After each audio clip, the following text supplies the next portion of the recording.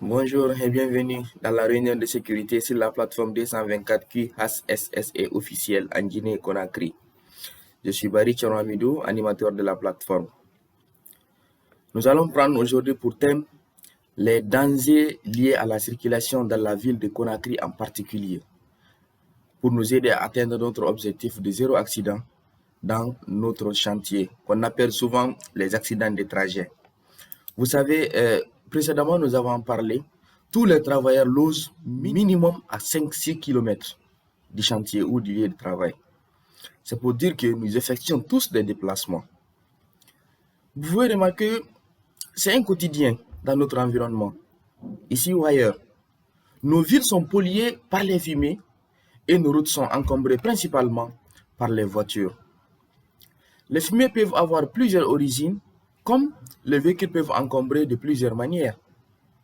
La fumée peut être due aux engins défaillants, c'est-à-dire que le moteur n'est pas en bon état, ou les pneus brûlés, ou quelque part la brûlure des ordures. Les véhicules, si ce n'est pas des voitures qui roulent ou qui font la file dans un embouteillage, ce sont les voitures garées tant bien que mal le long des routes ou dans les garages clandestins qui envahissent ici et là la jolie harmonie de notre ville et occasionnent les accidents les plus tragiques. Regardez par exemple les différents corniches que l'État est en train de construire pour les paysans. Pour faciliter la circulation, ça devient aujourd'hui un lieu de parking, puisque c'est ici dans notre capitale où on remarque qu'il n'y a pas d'évacuation des anciens engins.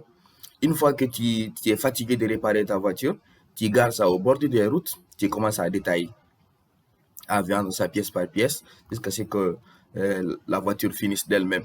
Donc, il n'y a pas de nettoyage, il n'y a pas de parking ordonné et tout ça. Donc, ça fait que les accidents tragiques sont attendus du jour au lendemain.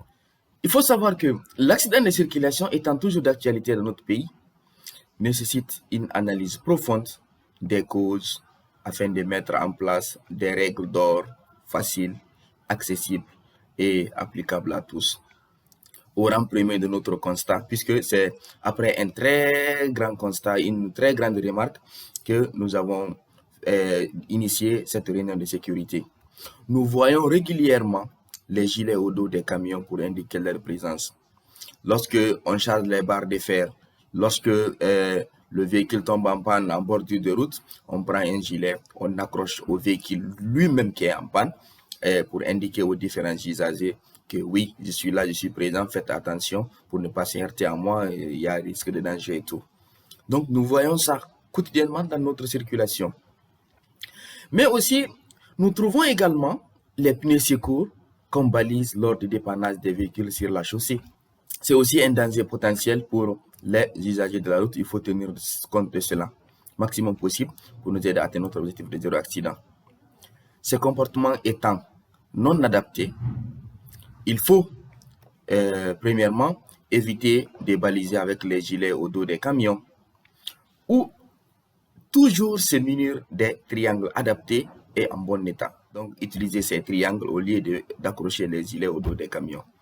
Évitez de baliser avec les pneus secours lors de votre dépannage sur la chaussée, car ça devient un obstacle qui n'indique le danger que lorsque la personne se heurte à lui. Donc, ça tue facilement les usagers de la route.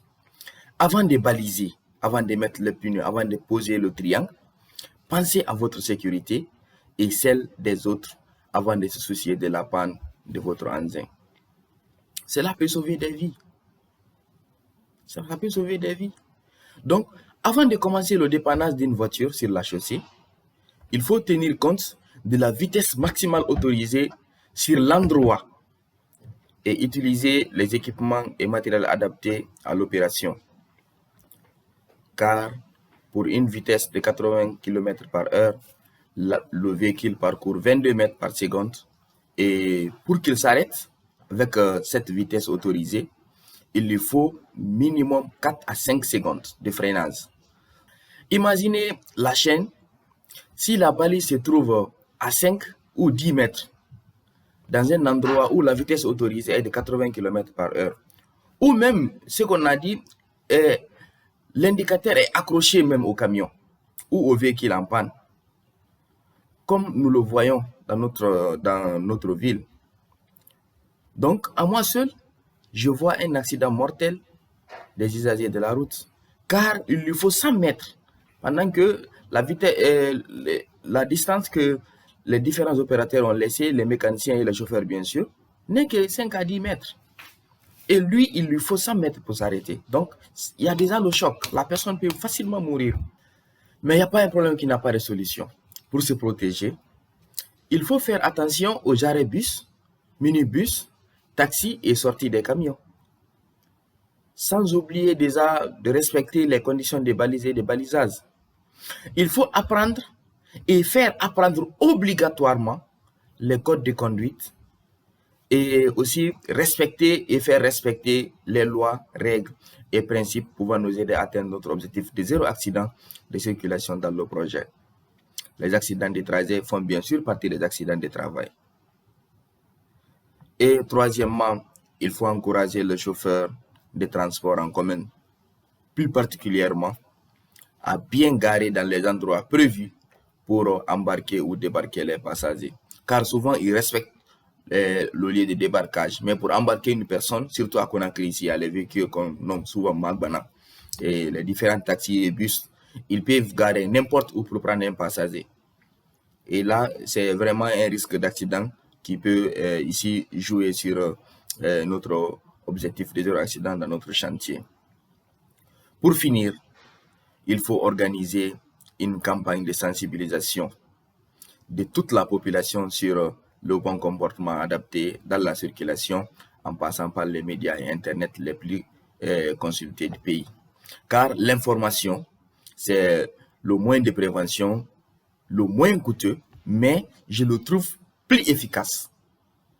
Car lorsque la personne est informée à l'avance, c'est le réflexe là qu'il arrive une fois en face, une fois en présence de ces différents dangers. Et encore, il coûte moins cher. Donc, il faut, en Guinée par exemple, on peut souligner la RTG, la radio Espace TV, Film FM. Donc, je suis sûr d'obtenir au moins un administrateur par foyer afin de réussir à inculquer la culture HCCE à la base.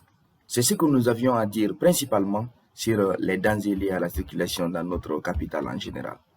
À bientôt pour une nouvelle vidéo. N'oubliez pas de faire des critiques, des suggestions, mais aussi à faire des recommandations afin de me permettre de répondre à vos attentes. À bientôt pour une nouvelle vidéo sur la plateforme 224Q HCCE officielle. N'oubliez pas de consulter la page Facebook, la page YouTube sur Thierno Hamidou Bari, mais aussi sur LinkedIn. Donc sur mon adresse mail. À bientôt pour une nouvelle vidéo.